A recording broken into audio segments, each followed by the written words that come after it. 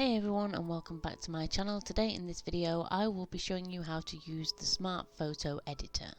So today in this video I thought I would show you how to recolor your photo.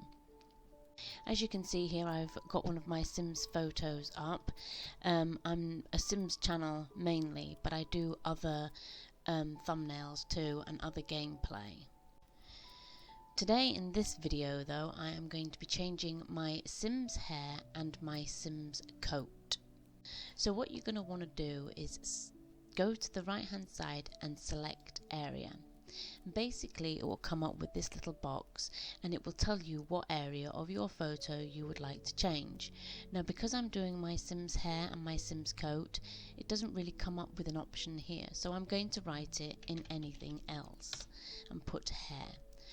Once that's done, it comes up with a little box on the left hand side, and these are your selection tools. Add section is to basically blend or highlight the area which you wish to colour, and the erase from is to erase it. The other things are size, which is how big you want your highlighter to be, and also a find soft edge, a find hard edge and an airbrush. I find the find hard edge usually works because it covers most of the area quite quickly.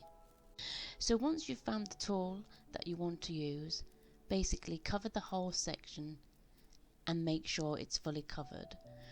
The highlighted bits around the hair, as you can see, need to be erased, so I get the eraser tool and quickly get them off. So once you have got the desired effect and you have covered all of the hair, then you can go down to this little button here that says confirm section and browse effects. What this will do will bring you to another little page and it will show you all the effects that you can do for the hair. Now usually it will highlight hair and it will bring out the tones a little bit better, and also you can recolor the hair too with this dashing pink or this lovely chick blue. How about this colour as well? As you can see, when I went back to this picture here, the highlight bit on the skin is showing, which sometimes you may need to go back and redo and just erase it. Oops. Anyway, so I decided to go and make my Sim have grey hair today because I thought that looked good on her. Once you've got the desired effect, press OK and then it will bring you back to the main page again. Now I want to do her coat, so I select the area again and I go to subject this time because this allows you to emphasize and correctly expose your subject. I do the same thing as I did with the hair, which is colour it completely or highlight it completely in this reddy, pinky, orangey tone, and I'll highlight every single bit of the coat, and I'll use that bucket to completely fill it. Once you've got everything covered, then you go to confirm selection and browse effects, and here it will bring you to other page where you can colour the coat even a different colour or made it different shades of green, etc. I don't know why I said etc. That's a bit daft. And now she has a white coat or a red coat. Sometimes it will tone, if you use black, will tone in the colour completely and just fill it, and that doesn't look really good because it's lost its buttons and basically the creases. So yeah, sometimes that's not very good. Sometimes it will add tones like this, which look sometimes okay but not really that good. So I'm going to go with this colour tone. Once you've found the colour tone that you want, you press OK and there you have it, you're back to the main page. Because I want to go over the coat again, I will just do the same thing over again and I'll keep on recolouring. So I'm just going to fill all of it in again. Make sure I go over everything, do the bucket, make sure it's filled, get all the areas that I want to get. Oops, go wrong as usual.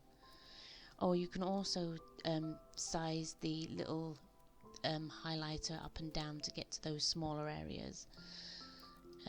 It's always an easy and handy trick to do that. Once you've got the desired effect, go back and press OK, and yeah, her coats now can be a different colour and the blacks, now you can see the buttons.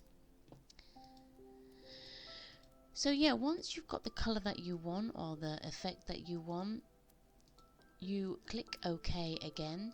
I'm going to go with this because I like the look of it, and press OK.